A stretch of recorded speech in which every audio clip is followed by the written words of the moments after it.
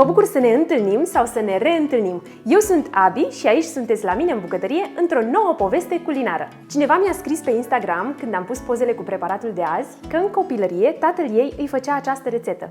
Da, este o rețetă veche, simplă, pe care bunica ne-o pregătea cu mare drag atunci când voiam ceva bun, dar în pofida tuturor acestor lucruri, rămâne la fel de iubită și astăzi.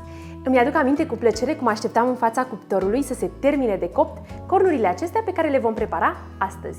Veți descoperi că este o cocă simplă și o umplutură la fel de simplă, dar de cele mai multe ori nu ai nevoie de ingrediente sofisticate ca să prepari ceva care îți va trezi amintiri chiar și după mulți ani.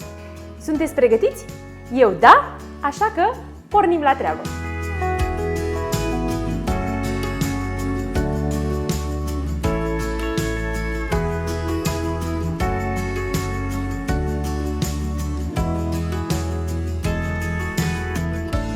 Pentru această rețetă folosim 175 ml lapte, o lingură miere, 20 g drojdie proaspătă, 75 g zahăr tos, un ou, 450 g făină albă, un praf de sare, esență de vanilie, coaja rasă de la o portocală și 75 g unt cu 82% grăsime. Iar pentru umplutură am folosit 250 g brânză dulce, un ou, 3-4 linguri zahăr, un plic esență de vanilie și 50 de g de stafide. În plus, am mai folosit gem și Nutella. După cum vedeți, astăzi am adăugat ceva înfățișării mele. Este vorba despre acest shorts pe care îmi doresc să-l purtați și voi. Iar pentru aceasta îi mulțumesc prietenei mele, Adelina. În ultima vreme, mulți dintre voi mi-ați cerut să vă arăt ce pregătesc eu la Thermomix. Astăzi, pentru că Tami nu este cu mine, el va fi ajutorul meu de nădejde, așa cum este în fiecare zi. Acest robot fantastic nu mă lasă niciodată și își face treaba până la capăt excelent. Să știți că aceasta nu este o reclamă plătită, ci este o reclamă pe gratis, pentru că el este un ajutor de nădejde chiar de fiecare dată. Face extraordinar de multe lucruri și sper că pe parcurs o să vă arăt așa câte puțin din fiecare. Dacă ne aud și cei de la Thermomix, n-ar fi rău ca să susțină și rețetele noastre. Mai întâi pornim Thermomixul, luăm capacul și dacă vreți, acesta le și cântărește, apăsăm pe cântar și adăugăm laptele, 170, drojdia,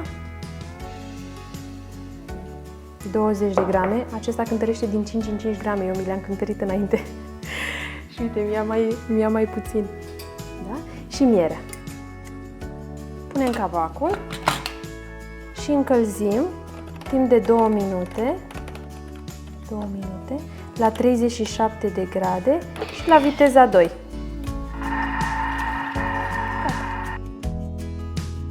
El a încălzit laptele, drojdia și mierea exact atât cât trebuie. Acum adăugăm zahărul și oul.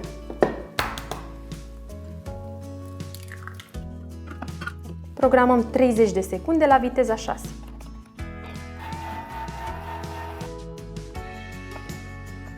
Adăugăm făina cu grijă, un praf de sare, coaja de portocală și esența mea preferată de vanilie. Punem capacul și acum trecem la frământare, 2 minute.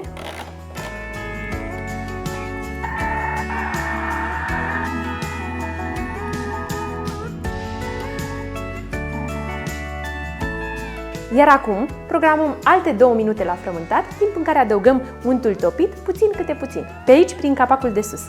Da? Ok, haide!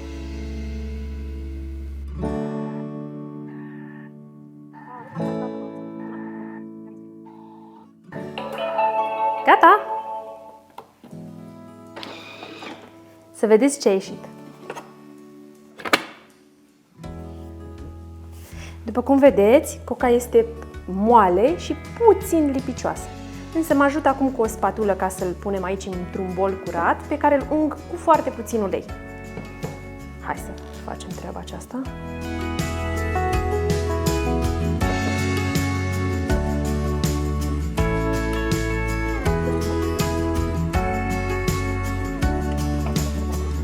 Iar acum trebuie să știți că această cană se desface, da? Se scoate cuțitul și se curăță foarte ușor.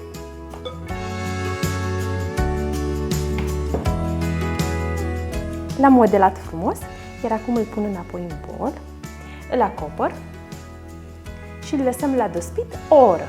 Dacă nu aveți un robot cu care să frământați, modul de preparare al acestui aluat este la fel ca cel de cozonac. Aveți linkul undeva pe aici pe sus și în descriere.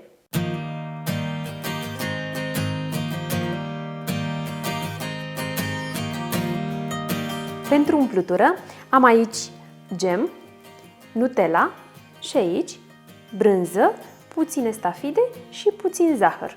Umplutura de brânză o faceți după propriul vostru plac.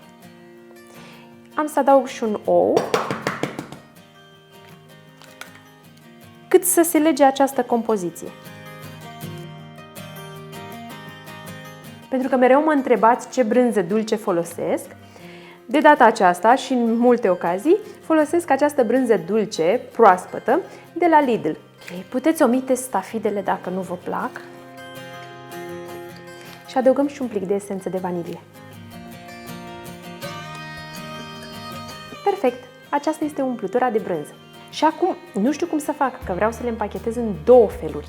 Cum le împacheta mamaie și acum cum îmi place și mie să le împachetez. Hai să vedem! Ia uite ce frumos a crescut! Hai, ce frumos a crescut! Ce bine arată! Super! Ok, ungem cu ulei planul de lucru.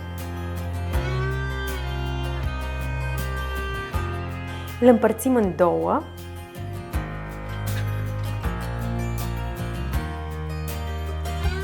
Îl dăm deoparte și nu începem și îl întindem.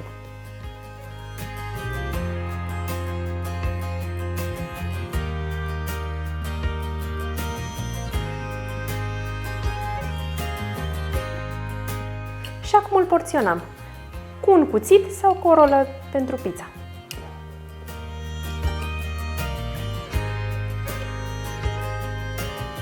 La capăt punem câte o linguriță pe compoziție. Ce umplutură vreți voi.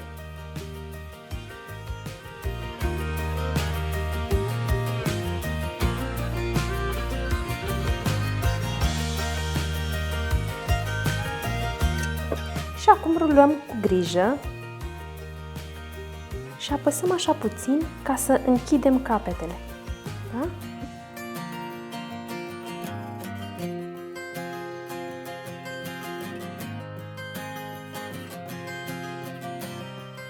Și acum le așezăm într-o tavă pentru cuptor în care am pus hârtie de copt.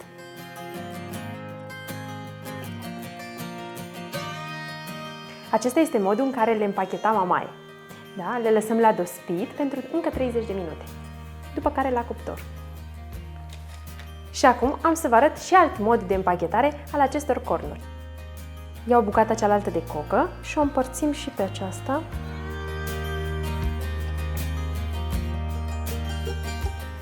O împărțim în 8 părți egale.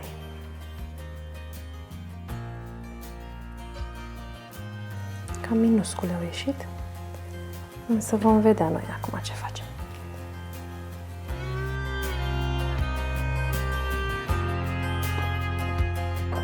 Cu rola tăiem mici fâșiuțe cam până la jumătate, însă nu le tăiem până la capăt lăsăm netăiat. Până la jumătate și capătul îl lăsăm netăiat.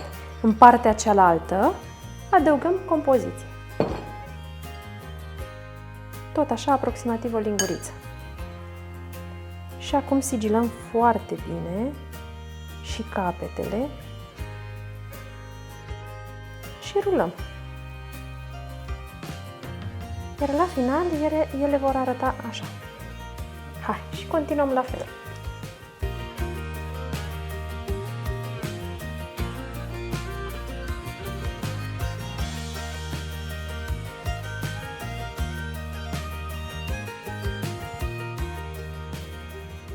Când le întind, eu le întind cu partea aceasta urâtă în sus, pentru că l-am întins ea nu o să se mai vadă. Și chiar dacă mai rămâne și se mai vede, va fi în interior. Ia uite ce frumos au ieșit. Super! Au ieșit super!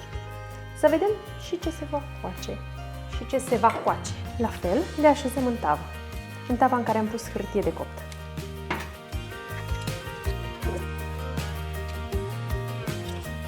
Și le-a dospit 30 de minute. Aproximativ. Înainte de a coace aceste cornuri, le vom unge cu un gălbenuș amestecat cu câteva linguri de lapte.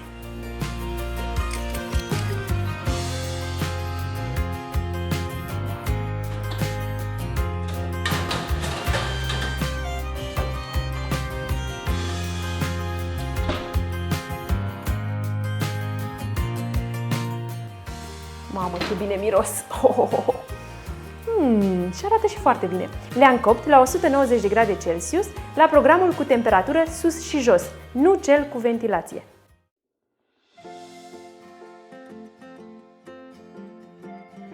Sunt ele un pic mai ciufulite, că nu le-am împachetat eu cum trebuie, dar asta e, ce să-i faci, mai greșește omul. Și eu greșesc. Până gustăm, hai să vă arăt ce a ieșit. Eu zic că arată destul de bine. Și acestea. Dar știți cât sunt de pufoase? Ia uitați-vă aici. Niște adevărate pufușenii. Greu să le reziști.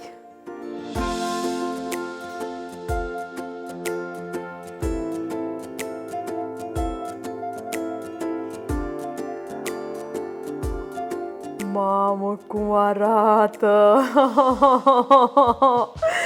Vai, cum arată! Ok, hai să gust. Unul cu ciocolată și unul cu brânză. Hai să vedem care e mai bun.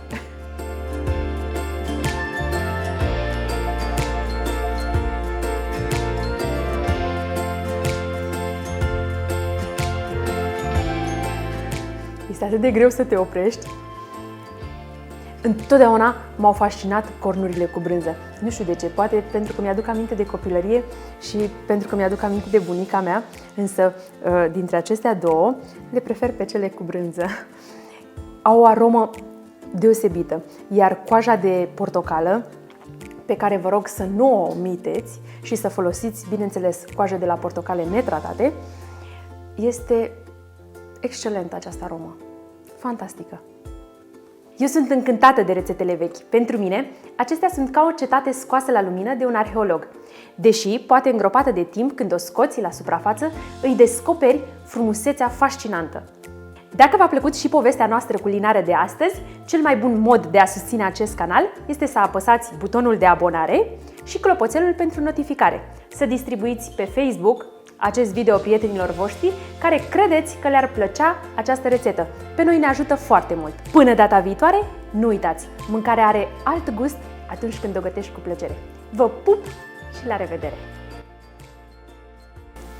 Nu e bine. Hai!